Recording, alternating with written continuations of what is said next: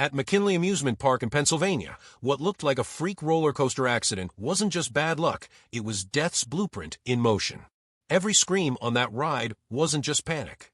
It was a countdown, ticking toward the inevitable. From a very first moment, the roller coaster crash doesn't feel random. It feels orchestrated. Every bolt that loosens, every track that warps, suggests something far more deliberate. Then, in one of the film's most haunting scenes, flickering UV lights above a pair of tanning beds cast an eerie glow as twin sisters slowly burn alive. Their charred skin becomes a chilling contrast to the artificial glow of beauty standards, an unflinching metaphor for our obsession with appearance and blind trust in technology.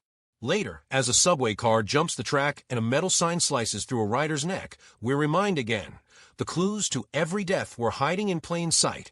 In the background of a party photo, we barely looked at twice. This film isn't just another horror flick, it's a sobering reflection on our dependence on technology and the consumerist frenzy we live in. Through a series of ominous photographs, Final Destination 3 pushes the idea that fate is inescapable and resistance is futile.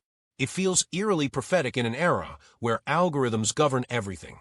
If every selfie carries a ticking clock, are we unknowingly engineering our own fate? One of the film's most fascinating what-ifs lies in the original script. The ending was meant to be a loop, an eternal cycle. In it, Wendy sees the survivors' reflections gradually vanish from the subway window, suggesting something much more sinister, that we might all be living inside a higher-dimensional death program, repeating itself again and again. Director James Wong has always been interested in the idea that death can't be cheated. But in this third installment, he raises the stakes. Through striking visuals and symbolic storytelling, he asks us to look deeper. The roller coaster in his eyes isn't just a ride, it's a symbol of our unshaken faith in tech and our hidden fear that we're no longer in control. That's why the photos aren't just props, they're narrative anchors, pulling us deeper into a story that feels less like fiction and more like a cautionary tale. To capture the chaos of that opening coaster crash, the crew built a full-scale replica of the ride and used advanced hydraulic rigs and CGI to recreate the mayhem. Actress Mary Elizabeth Winstead even endured a G-force test hitting 4.2 GS just to bring authenticity to her premonition scenes.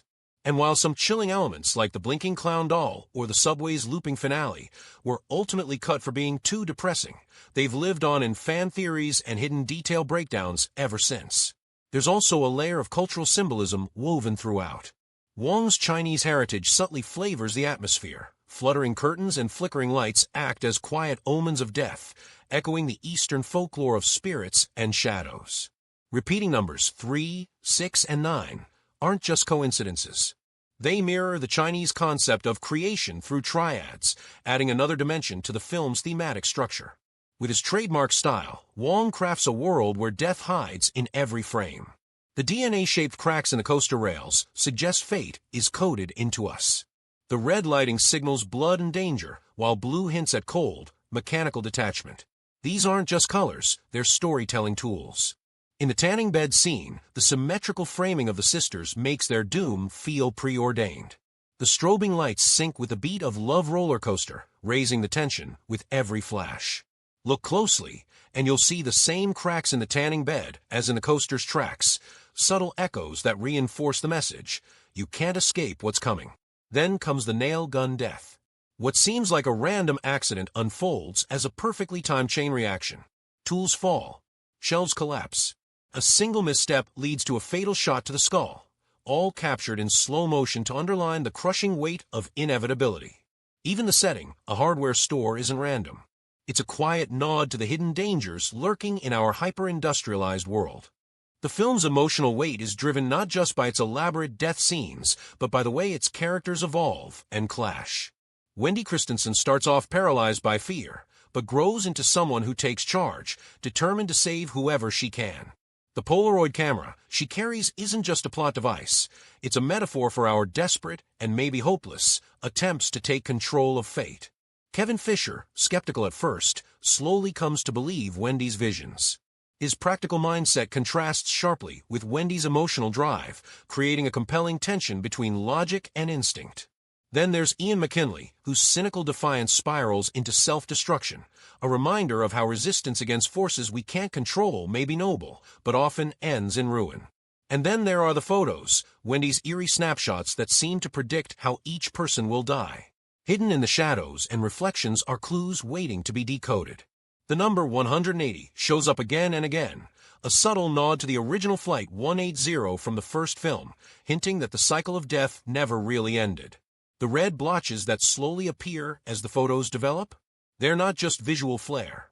They signal danger, and a fate that's becoming clearer and more unavoidable with each passing moment. Whether it's the tanning beds, the gym, or the subway, each image foreshadows disaster in its own cryptic way. The movie's nonlinear structure keeps you on edge.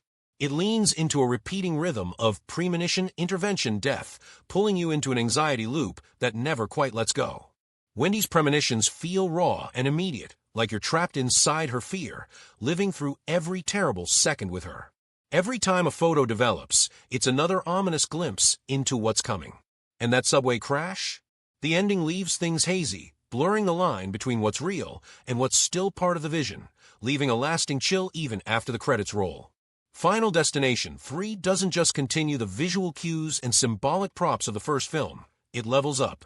The photo-based storytelling adds a new layer of dread, giving every death a sense of inevitability. The use of 3D effects and fast-moving, immersive shots pulls the audience right into the chaos, making each moment feel dangerously close. Critics have been split. Some see the film as a dark ode to fatalism. Every attempt to cheat death only speeds it up. Others argue that Wendy and Kevin's repeated efforts to stop the cycle suggest we still have some agency, even in the face of the inevitable. The film also opens up conversations about our uneasy relationship with technology. The tanning bed malfunction, for instance, feels like a scathing critique of society's obsession with beauty at any cost. The subway crash, meanwhile, serves as a haunting metaphor for the hidden risks of urban life and public infrastructure. From a feminist lens, Wendy's transformation, from potential victim to active savior, is often seen as a symbol of female empowerment. But the film doesn't escape criticism either. The portrayal of the twin sisters, especially in the tanning bed scene, has been called out for objectifying female bodies in the name of horror. At its core, Final Destination 3 is more than just a horror movie. It's a mirror held up to modern society. The roller coaster accident brings to mind real-life amusement park tragedies. The tanning bed deaths draw attention to the dangers of UV exposure and the ongoing dialogue about body image. The subway disaster highlights the all-too-real vulnerabilities in our transportation systems. The movie even had ripple effects in the real world. After its release, several U.S. states revised safety regulations around public attractions and maintenance standards. And beyond the box office, the film exploded in pop culture. Online, it sparked a wave of viral content. The hashtag Final Destination moment trend took off on TikTok, with users recreating Rube Goldberg-style accidents for laughs and thrills. People began sharing everyday photos asking, "Do you see it? What's the hidden danger in the background?" It became more than just a movie. It became a digital scavenger hunt. Even academia took note. MIT incorporated the film into courses on chaos theory and cinematic storytelling. Cambridge scholars dissected the film's use of photos as narrative tools, calling it a reflection of the illusion of control in the digital age. If this film hooked you, you might want to check out Happy Death Day. It plays with time loops too, but with a dark comedy twist. The Butterfly Effect takes a grimmer approach, exploring the price of messing with time and fate. And Black Mirror, 15 Million Merits, is a sharp look at how technology can quietly take over our lives, carrying on Final Destination 3's warnings about the cost of blind faith in modern systems. As Wendy says in the film, real fear comes from losing control. And maybe that line is the key to the whole story. It's not just about death, it's about the fear that we were never really in charge to begin with. So here's the question. If Wendy had sacrificed herself to save the others, would that have finally broken a cycle? Or was that just another version of destiny playing itself out? In a world where nothing feels certain anymore, all of us are pushing back against forces we can't quite name. So now, what about you?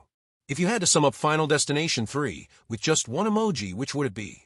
Railway track for fate is inescapable. Fire for death scenes were insane. Camera with flash for I spotted the hidden clues. Drop yours in the comments.